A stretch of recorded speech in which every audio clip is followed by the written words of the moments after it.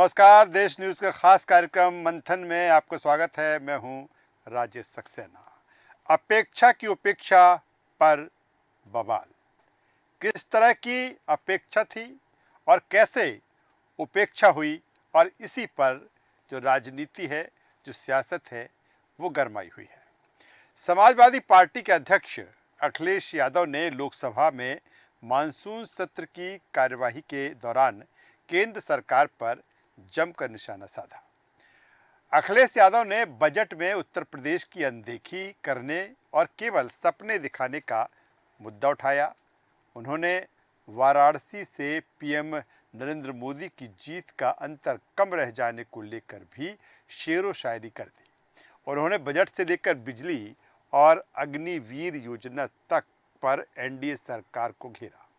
UP के पूर्व CM ने कहा, अगर 10 साल में हम वहीं के वहीं खड़े हैं, यूपी के जो परिणाम आए हैं उसमें दिखाई दे रहा है कि आपने कितना काम किया है। जहां हारे ही नहीं, सीटें ही कम नहीं हुई, देश के प्रधानमंत्री जी भी वोट से हारे हैं।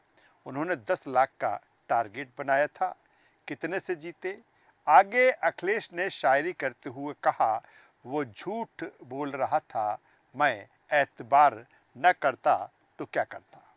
अखिलेश ने कहा, 11वें बजट के बाद भी नाउम्मीदगी दिखाई दे रही है।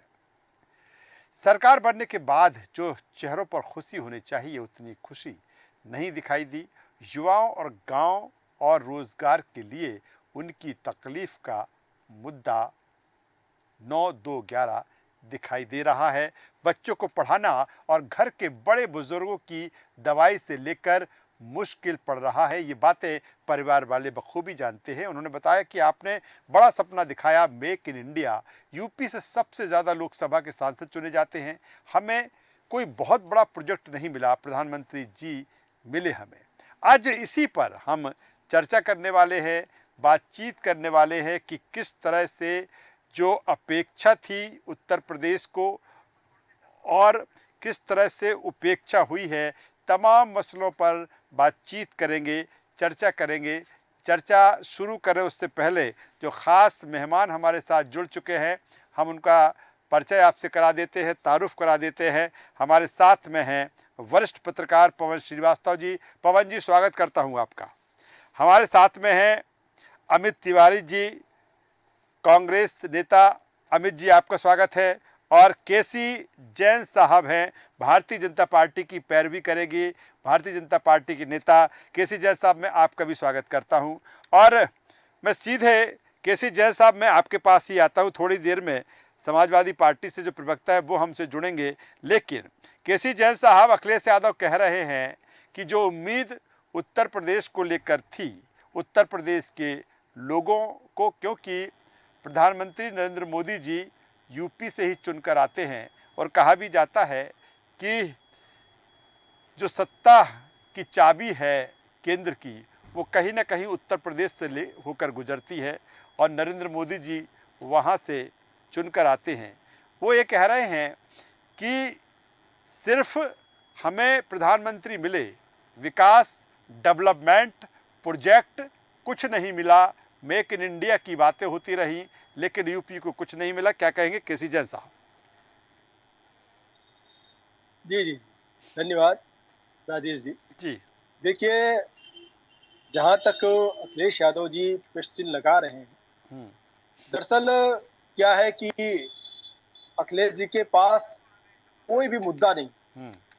और चाहे माननीय योगी जी हों या माननीय प्रधानमंत्री मोदी जी हों, जिन पर ये लगातार प्रयास करते रहे कि किसी तरीके से भ्रष्टाचार के आरोप लगें, हम्म। लेकिन ये उसमें भी लगाने में सक्षम नहीं। हम्म। रही बात ये कि वो अखिलेश यादव जी, जो कि 2012 से लेकर 17 तक उत्तर प्रदेश के मुख्यमंत्री रहे, हम्म। और उत्तर प्रदेश में जब पूरे देश में 2014 के इलेक्शन हुए, हम्म। उसके बाद में भारतीय जनता पार्टी की सरकार है।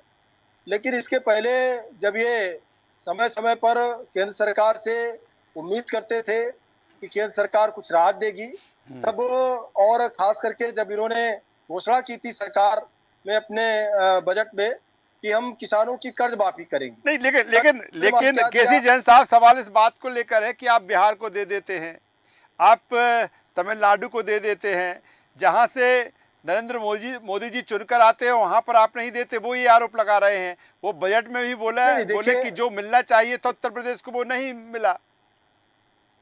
दरअसल क्या है हम्म। कि पूरा बजट हम्म। लगभग 48 लाख रुपए का है, 48 लाख करोड़ रुपए का है। हम्म। और जो ये बार बार बात करते हैं कि आपने बिहार को लगभग 50,000 करोड़ दे दिया, हम्म। आपने आंध्रा को इतने करोड़ दे दिया, तो अगर टोटल देख लिया जाए दो राज्यों को मिला के आप 1 लाख करोड़ रुपए हटा दीजिए, हम्म। 47 लाख करोड़ रुपए हमारे पास में है। हम्म। ये 47 लाख करोड़ रुपए कहाँ खर्च होगा? हम्म। बाकी प्रदेशों में ही चलिए खर्च होगा। हमारे साथ और में, उत्तर चलिए प्रदेश जैन को साहब मैं आता हूं। अब ढाई मैं चाहता लाख हूं कि करोड़ रुपया डायरेक्ट दिए एक गए एक हैं। बार सभी और अभी मेहमानों के इसके पास में पहले जल्दी जल्दी आ जाऊं मेरे साथ में। राजेश जी, मैं आता हूं, मैं आता राजेश जी, हूं। मैं 30 जी मिनट 30 जी सेकंड में जी अपनी बात पूरी कर जी रहा हूँ। जी 30 सेकंड में, एक जी लाइन में। जी देखिए, दो बात, एक तो हमारे पास 1 लाख करोड़ रुपए का बजट बचा जी। और 1 लाख करोड़ उत्तर प्रदेश को दिए गए हैं। हम्म। साथ ही साथ ये हम्म। जो अनुपूरक बजट था हम्म। उसमें लगभग 2 लाख करोड़ गया, हम्म। यानी उत्तर प्रदेश को 5 रुपया लगभग मिला है। हम्म। बिहार को चलिए 50 करोड़ चलिए रुपए मैं मिला आता है। हूँ, अब सेकंड राउंड में आऊंगा, फिर जो आपकी बात है वो भी जी लूंगा। जी हमारे साथ में डीपी यादव जी जुड़ चुके हैं, समाजवादी पार्टी के प्रवक्ता है। डीपी यादव साहब, बहुत स्वागत करता हूं आपका। और आवाज मिल रही डीपी यादव साहब हमारी? जी आवाज है, नमस्कार। नमस्ते डीपी यादव साहब। और सीधा सा सवाल इसी बात को लेकर, जिसको लेकर आपके नेता अखिलेश यादव सवाल खड़े कर रहे हैं कि प्रधानमंत्री उत्तर प्रदेश से चुनकर आते हैं, लेकिन यूपी के साथ सौतेला व्यवहार किया गया है। जो अपेक्षा थी कहीं ना कहीं वो उपेक्षा में बदल गई है। लेकिन केसी जैन साहब तो कह रहे हैं कि उत्तर प्रदेश को भरपूर दिया, तमाम प्रोजेक्ट्स पर वहां पर काम हुआ। जी राजेश जी, संविधान जय लोक। जी। देखिए राजेश जी, आदरणीय राष्ट्र अखिलेश यादव जी ने जो भी बातें कही है उनसे ठोस तर्क है, उसके पीछे कारण है। देखिए प्रदीप जी, उत्तर प्रदेश में जिस प्रकार से भारतीय जनता पार्टी की करारी हार हुई है, हाँ। उसको पचा नहीं पा रहे हैं। हाँ। और प्रधानमंत्री जी ने अब उत्तर प्रदेश के साथ सौतेला व्यवहार दिखाना शुरू कर दिया है। प्रधानमंत्री जी जब 2014 में उत्तर प्रदेश के वाराणसी से चुनाव लड़ने आए थे, कहा था कि मां गंगा ने मुझे बुलाया है और मैं बनारस को क्योटो बना करके छोड़ूंगा, लेकिन उस दिशा में कोई भी काम नहीं किया। बनारस का एक गांव है जियापुर, जिसको प्रधानमंत्री ने गोद लिया था, और उसमें जो भी कार्य उन्होंने शुरू किया था विकास के, काम ठप पड़ गए थे। मैं केवल उनके गोद लिए गांव को बारे में बता रहा हूँ राजेश जी। बाकी उत्तर प्रदेश का गांव जो और बचे हुए हैं उनके हालात भी बहुत खराब है। उत्तर प्रदेश में चिकित्सा व्यवस्था खराब है, उत्तर प्रदेश में कानून व्यवस्था, शिक्षा व्यवस्था तहस-नहस हो गई है उत्तर प्रदेश में। तो जो भी इन्होंने बजट दिया है केंद्र का, आदरणीय नरेंद्र मोदी जी के नेतृत्व में, निर्मला सीतारमण जी ने, वो मजबूरी का बजट है। और सहयोगियों को खुश करने के लिए बजट है। प्रधानमंत्री जी अगर रात को से तो उनको ऐसा लगता होगा कि सरकार सहयोगी मेरा किधर छिटक जाएगा। चलिए आता हूँ डीपी यादव जी, मैं आता हूँ। मुझे लगता है कि बेहतर तरीके से आपके साथ हमारा, जब मैं सेकंड राउंड में आऊँगा तो बेहतर तरीके से कम्युनिकेशन होगा, क्योंकि बीच बीच में आपकी आवाज़ भी कट रही है। मैं सीधे अमित तिवारी साहब के पास में आता हूँ, कांग्रेस के नेता हैं, प्रवक्ता हैं। अमित तिवारी साहब, अगर डीपी यादव या समाजवादी पार्टी या अखिलेश यादव जो कुछ कह रहे हैं, आप किस तरह से, चूँकि आप इंडिया में उनके साथ में हैं और हमने देखा है कि किस तरह से जो जुगलबंदी है अखिलेश यादव और राहुल गांधी की, इस जुगलबंदी को लेकर आप क्या कहेंगे? वो कह रहे हैं कि उत्तर प्रदेश के साथ सौतेला व्यवहार किया गया है, आप क्या ऐड ऑन करना चाहेंगे उसमें? ये बैसाखियों के सहारे जो सरकार चल रही है, इस बजट ने उन्हीं दो बैसाखियों को ही खुश करने का प्रयास किया है, एक आंध्रा को और दूसरा बिहार को। अरे बैसाखी आप कैसे कह रहे हैं? वो तो दोनों कहते हैं, वो जिनको लेकर आप बैसाखी कह रहे हैं वो तो कह रहे हैं कि हम मजबूत पिलर हैं।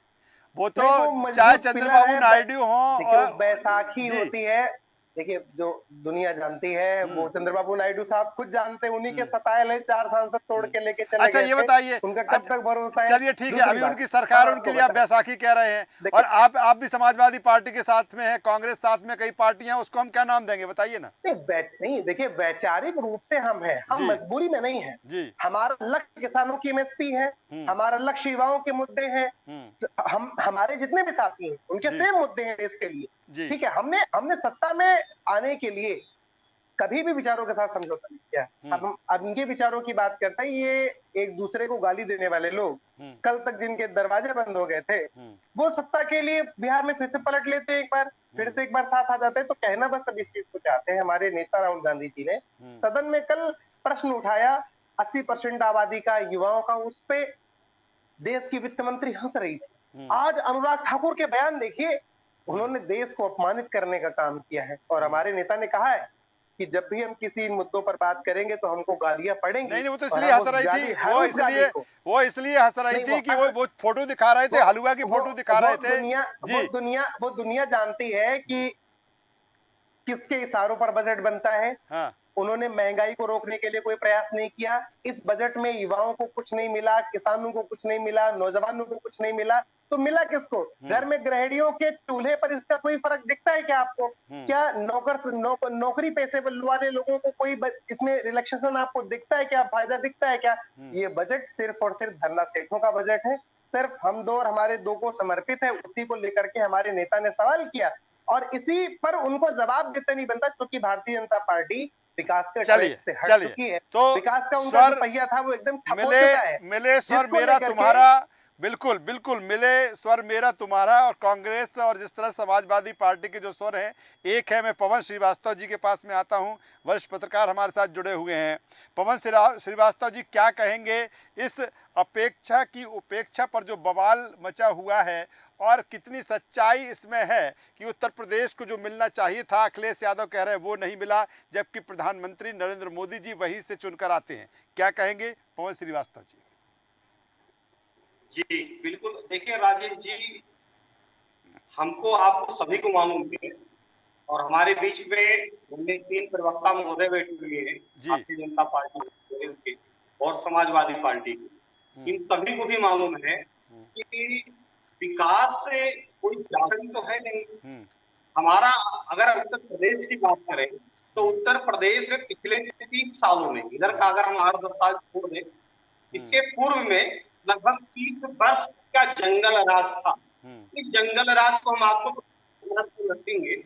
अब ये हो सकता है कि हमारे कांग्रेस के और सपा के प्रवक्ता महोदय ये आरोप लगाना है, क्योंकि इनके पास सच्चाई सुनने की आवश्यकता नहीं है। पिछले 30 वर्षों में जंगल राज उत्तर प्रदेश में था। हमारे घर की बहनें, माताएं दिन भर भोजन नहीं करती थी, हमको आपको सभी को मालूम है। सुबह सोच के लिए कहाँ जाए, जगह नहीं होता था। अगर किसी ने भी, चाहे वो कांग्रेस ने, चाहे भाजपा ने, चाहे सपा ने, अगर शौचालय का घर घर निर्माण करा दिया तो इसके लिए उनको धन्यवाद जाना चाहिए। अगर हम बात करें अंत्योदय योजना की, उज्ज्वला योजना की, हमारे पास, मुझे याद है हम लोग बचपन में स्कूल जाते थे, माता जी हमारे भोजन बनाती थी, चूल्हे पर आंखों से आंसू निकलता था। राजेश जी, अगर आज घर घर जो है उज्ज्वला योजना जिसने भी प्रोवाइड किया, उसको हम धन्यवाद देंगे। लेकिन इस अगर भारतीय जनता पार्टी की अखिलेश यादव जी ने आरोप लगाया है तो कुछ न कुछ सच्चाई है। सच्चाई ये है जो हम देख पा रहे हैं। एक तो उत्तर प्रदेश में, जिसे आज हम अयोध्या धाम आए हुए हैं और हम अभी वापसी है, कुछ राजनीतिक लोगों से मुलाकात करना था, तो जो यहाँ की कमियां हैं, एक तो रोजगार की बात पे हम बात करें, पिछले साल टेट का एग्जाम हुआ था और लगभग लाख बच्चों ने उसमें शामिल हुए थे, लेकिन उसका कोई रिजल्ट नहीं आया कि निकाली गई हो। हाँ, लेकिन ये है कि वो जो खाई थी 30 साल की, उसको पाटने में समय लगेगा। ना ऊपर कोई उंगली नहीं उठा सकता है। ये कड़ी चलिए चलिए आता हूँ श्रीवास्तव जी, मैं आता हूँ दोबारा आपके पास में आता हूँ। शायद अमित तिवारी जी कुछ कह रहे हैं, संक्षेप में आप बोलिए, मैं सीधे फिर केसी जैन साहब के पास में आऊंगा। मैं चाहता हूँ कि वन बाय वन चर्चा होगी तो सबकी बात आ जाएगी। अमित तिवारी जी, हमारे पवन जी बहुत अच्छे से कह रहे हैं, बहुत बड़ी खाई थी जो पाटने में समय लगता है। ये राम राज्य है, वो ये भी कह रहे हैं ना, वो तो ये भी कह रहे हैं कि कानून व्यवस्था की क्या स्थिति थी, कानून व्यवस्था की स्थिति वहां पर बेहतर हुई है। कानून व्यवस्था की आज भी स्थिति वही है कि बनारस में एक प्राइवेट पुलिस का गैंग चल रहा है। ये भी कानून व्यवस्था आज ही की सरकार में। चलिए मैं बिस्कुट का जिक्र कर लेता हूँ, मैं केसी जैन साहब से बिस्कुट का जिक्र कर लेता हूँ। अमित जी आऊंगा ना आपके पास में आऊंगा ना मैं। 30 सेकंड जी खत्म हो जाएगा ना, पवन जी की बात पूरी हो जाएगी। जी नहीं मैं सबको वन बाय वन चलेंगे। जी बोलिए। सर मैं बताऊं आपको कि उत्तर प्रदेश राज्य लोक सेवा आयोग में इसी राम राज्य की सरकार में साहब उत्तर प्रदेश जज का जो पेपर हुआ था PCSJ, उसकी मेंस की 50 कॉपियां बदल दी गई है। इस पर एक बार कभी विचार करके मंथन कीजिए। देखिए जंगल राज आज है कि जंगल राज पहले था, कि जंगल राज चलता ही रहेगा। इस पर बोलने के लिए हिमाकत तो करिए एक बार। और ये कांग्रेस सरकार में नहीं होता था क्या? या समाजवादी पार्टी में नहीं होता था? आप सभी सरकारों में होता था। इसको रोक लगाने की आवश्यकता है। आप इसे जय ठहरा रहे हैं। चलिए अमित जी ये अमित जी ये भाषण का मंच नहीं है। अमित जी ये भाषण का मंच नहीं है। 2027 में बहुत जरूरत पड़ेगी इस तरह की भाषणों की। अमित जी मैं केसी जैन साहब के पास में आ जाता हूँ। मैं चाहता हूँ सभी की बात आ जाए, सभी की बात। मैं चाहता हूँ वक्त कम है, 25-27 मिनट का एक कार्यक्रम होता है। मैं चाहता हूँ कि सबकी दो बार बातें आ जाए। मैं सीधे केसी जैन साहब के पास में आता हूँ। केसी जैन साहब तमाम सारी बातें अखिलेश यादव ने कही जिसका जिक्र मैं पहले अपने चर्चा में कर चुका हूँ। उन्होंने कहा बिस्कुट का भी एक जिक्र कर दिया कि एक बिस्कुट का जैसे पैकेट धीरे धीरे कम हो रहा है, छोटा हो रहा है, प्राइस लगभग उतना ही रखी है और कुछ 1 रुपये उसमें बढ़ा दिया लेकिन छोटा होता जा रहा है। वो कह रहा है कि ऐसी ही स्थिति खाद की बोरियों में मोदी सरकार में हो रही है। देखिए गलत तरीका है। पहली बात तो अमित जी का बहुत गलत तरीका है। लगातार धारा प्रवाह बोल रहे हैं। वो आपने 2 बार हमें मौका दिया, दोनों बार उन्होंने बात करा रहे हैं। बोलिए जी बोलिए। देखिए पहली बात है जी कि चाहे वन डिस्ट्रिक्ट वन प्रोडक्ट के द्वारा हो, चाहे MSME के लिए माननीय प्रधानमंत्री जी ने जो इस पे व्यवस्था की है, पहले जो 10 लाख रुपए तक का लोन थी, आज उसका के 20 लाख रुपए कर दिया गया है। दूसरी बात यह है कि जहां तक रोजगार की बात है तो आप देखिए 1 करोड़ को स्किल डेवलपमेंट के द्वारा उनका प्रशिक्षण किया जाएगा। साथ ही साथ 1 करोड़ लोगों को उसमें व्यवस्था की गई है कि 20 लाख लोगों को इंटर्नशिप जो दी जाएगी, 5,000 रुपए महीने सरकार का योगदान होगा। 5,000 रुपए महीने 20 लाख युवाओं को। तो ये बड़ी उपलब्धि है, छोटी चीज नहीं है। ये बड़ी व्यवस्था युवाओं के लिए की गई। साथ ही साथ आप ये देखिए कि जैसे सोलर एनर्जी के लिए बड़ा दिल ये गलत तरीका है। ये बहुत ही गलत तरीका है दरवाजे खोल देते हैं। अमित जी ये बहुत गलत तरीका है। आपका मैनिफेस्टो कॉपी किए थे तो कर लेते। आप मैनिफेस्टो पे चुनाव नहीं चल रहा है भाई। चर्चा किस पे जा रही भाई? क्या आप उनको बेवकूफ समझते हैं क्या? अपने राहुल गांधी जी को बेवकूफ समझते हैं क्या? राहुल गांधी जी को बेवकूफ समझते हैं क्या? अरे राहुल गांधी जो चर्चा कर रहे हैं वो चर्चा करिए। आप ले जा रहे हैं कहाँ पे? बेवकूफ है क्या? वो क्या घटिया गिरे हुए ज्यादा काबिल है, ज्यादा होशियार है। राहुल गांधी से ज्यादा होशियार आप है। अरे जो बात राहुल गांधी कर रहे हैं वो तो करिए कम से कम। चलिए बात आ जाना। चलिए अमित जी आता हूँ मैं आपके पास। अमित जी मैं आपके पास में आता हूँ। ऐसी चर्चा से, ऐसी डिबेट से जो हमें सुन रहे हैं अमित तिवारी जी, केसी जैन साहब, इस तरह की चर्चा से जो दर्शक हमें ये आप दोनों ही समझ पा रहे होंगे, लेकिन जिनके लिए चर्चा, जिनके लिए डिबेट हम कर रहे हैं शायद उनको समझ में नहीं आ रहा होगा। वन बाय वन केसी जैन साहब छोटे संक्षेप में आप अपनी बात रखिए। मैं फिर सीधे DP यादव जी के पास में आऊंगा। जी किसी पहले इनको अमित जी की आवाज को बंद करिए, इनसे कहिए चुप बैठे। नहीं बंद नहीं। हमारे यहाँ आवाज बंद करने का सिस्टम नहीं है। ये राजनीति का अजेंडा हो सकता है, लेकिन अमित जी से मैंने बोल दिया। अमित जी अपनी बारी का इंतजार करेंगे। केसी जैन साहब आप राहुल गांधी से ज्यादा आपको सिद्ध मत करिए कांग्रेस में। जी नहीं जो कुछ मिला, लेकिन वो कह रहे हैं वो तो यहाँ तक की उनकी चिंता है केसी जैन साहब, केसी जैन साहब उनकी तो यहाँ तक की चिंता है, वो कह रहे हैं एक्सप्रेस वे की मरम्मत करवा देते। केसी जैन साहब, केसी जैन साहब, केसी जैन साहब वो ये कह रहे हैं। सरदारों के जो चलिए बात, आपका समय हो गया, मैं सीधे डीपी यादव जी के पास में आता हूँ। डीपी यादव जी, जिस तरह से बिल्कुल अमित तिवारी जी बिल्कुल साथ दे रहे हैं और कांग्रेस जिस तरह से आपका साथ दे रही है, मैं थोड़ा तमाम सारी चीजें हैं, अखिलेश यादव जी ने जो कुछ कहा या आप जो कुछ कह रहे हैं, क्या ये अब ये जुगलबंदी जिस तरह से बन गई उत्तर प्रदेश में कांग्रेस के साथ, आगे भी इसी तरह देखने को मिलेगी, क्योंकि अब लक्ष्य दोनों का 27 है?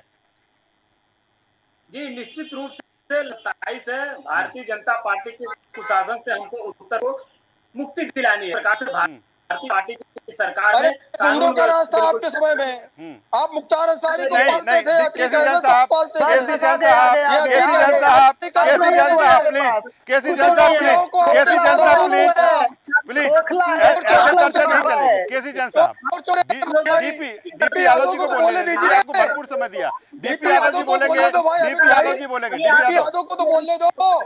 अमित भाई सबके बीच में बोल रहे, किसी को नहीं बोलने दे रहे। डीपी यादव जी बोले, केसी जैन साहब हो गया, लिफाफा खाली है, केसी जैन साहब हो गया आपका। चलिए डीपी यादव बोले। नहीं पता है जी, तो उज्ज्वला योजना के तहत सबको सिलेंडर मिला हुआ, उन सिलेंडरों में 80 से 90% नहीं हो पा रही है, लोग गैस नहीं भरा पा रहे हैं। 10-10 रुपए के सर्टिफिकेट बांटे थे कर्ज माफी के सर्टिफिकेट बांटे थे 10 रुपए के, 5 रुपए के, वो भूल गए। क्या दिया आपने किसानों को? गायत्री प्रजापति को पाला, मुख्तार अंसारी को पाला, अतीक अहमद को पाला, ऐसे लोगों को पालने किया। कुलदीप सेंगर हमने कुछ नहीं कर पाए।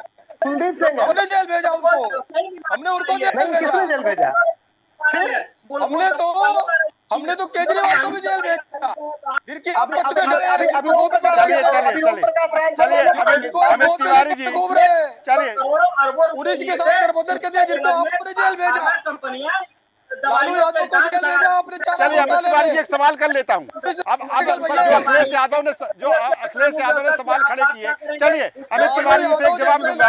अखिलेश यादव जी ने जो सवाल खड़े किए, क्या आप लगातार वही सवाल आपके हैं, क्या 27 का जो आने वाला समय है उसमें कांग्रेस और समाजवादी पार्टी एक होती दिखेगी चुनाव में, जब इतनी अच्छी जुगलबंदी चल रही है? देखिए यकीनन हमारे मुद्दे किसानों के हैं, नौजवानों के हैं, महिला सम्मान के हैं, महंगाई के हैं, बेरोजगारी के हैं, भ्रष्टाचार के हैं। इन मुद्दों में जो भी पार्टी हमारा चाहती है और है, हम उनके साथ रहेंगे, क्योंकि हमारे मुद्दे देश के मुद्दे हैं। भगवान राम के नाम पर भ्रष्टाचार करने वाले लोग आकर के बहुत बड़ा ज्ञान देते हैं। चलिए वक्त की कमी है, पवन श्रीवास्तव जी से फाइनल कमेंट सुनूंगा। पवन श्रीवास्तव जी, दो चीजें हैं, ठीक है, अखिलेश यादव जो चीजें कह रहे हैं उसमें कितना सत्यता है, कितनी नहीं है, कितनी अपेक्षा थी, कितनी पूरी हुई कि नहीं हुई, लेकिन कहीं ना कहीं तमाम सारे मसले ऐसे हैं उत्तर प्रदेश को लेकर कि चाहे केंद्र के स्तर पर बात की जाए, चाहे राज्य के स्तर पर बात की जाए, एक बेरोजगारी एक बहुत बड़ी समस्या है, तमाम सारी चीज़ें, हेल्थ सेक्टर एक बहुत बड़ी समस्या है, ये तमाम सारी चीज़ें रही हैं। मुझे लगता है कि कहीं ना कहीं नब्ज पकड़ने में कमी तो रही है, क्योंकि उसका असर लोकसभा के जिस तरह के चुनाव में जिस तरह के परिणाम है, हालांकि तमाम सारे फैक्टरों की चर्चा होती है, लेकिन ये भी सही है कि कहीं ना कहीं जिस तरह से एक जनता से कनेक्ट होना चाहिए था, जो आम आदमी है उससे कनेक्ट होना चाहिए था, जो उसकी तकलीफें हैं उस तक पहुंचना चाहिए था, शायद वो नहीं पहुंच पाए, और यही कारण है कि इस तरह के रिजल्ट आए। क्या इस दिशा में ध्यान देने की जरूरत है, चाहे वो केंद्र सरकार हो या राज्य सरकार? जी बिल्कुल राजेश जी, आपने जो कमियां थी भारतीय जनता पार्टी का, उस नब्ज को बिल्कुल सटीक पकड़ा है। भारतीय जनता पार्टी लोकसभा चुनाव में अगर डिफीट आई है, सीटें अगर कम हुई है, केवल एकमात्र कम था, जो कमियां थी वो यही था कि भारतीय जनता पार्टी निचले स्तर पर अपने बूथ अध्यक्ष, अपने मंडल अध्यक्ष से कार्यकर्ताओं से मिलना नहीं करती थी। आज भी इनके संगठन में ऐसी व्यवस्था है कि जो ब्यूरोक्रेट कह देते हैं वही माना जाता है। एक विधायक खुद अपनी शिकायत करता है, मंत्री खुद भी शिकायत करता है, चाहे फिर वो संजय प्रसाद जी रहे हो, कानपुर के विधायक जी रहे हो, या प्रशासन उनकी नहीं सुन रहे हैं, अधिकारी नहीं सुन रहे हैं, तो अगर इनके मंत्री और विधायक की सुनवाई, तो आम जनता की सबसे बड़ा मुद्दा है। दूसरी बात यह है कि अगर इनको 2027 में अगर इनको जीत हासिल करना है, Bharatiya Janata party no doubt ये फिर एक चलिए चूंकि वक्त की कमी है, पवन श्रीवास्तव जी आपका, डीपी यादव जी आपका, अमित तिवारी जी आपका और केसी जैन साहब आपका, सभी चारों मेहमानों का धन्यवाद करता हूं, शुक्रिया करता हूं। तो उत्तर प्रदेश में अपेक्षा की उपेक्षा पर इस समय बवाल मचा हुआ है और समाजवादी पार्टी के सुप्रीमो अखिलेश यादव ने तमाम सारे आरोप केंद्र और राज्य सरकार पर लगाए हैं। उन्होंने सीधे तौर पर यह आरोप लगाया है कि नरेंद्र मोदी जी उत्तर प्रदेश से चुनकर आते हैं, लेकिन जिस तरह का डेवलपमेंट, जिस तरह का विकास वहां पर होना चाहिए था वो नहीं हुआ। मंथन में आज बस इतना ही, कल फिर मिलेंगे एक नए मुद्दे के साथ में। तब तक देखते रहिए देश न्यूज़ और हमें दीजिए इजाज़त। नमस्कार।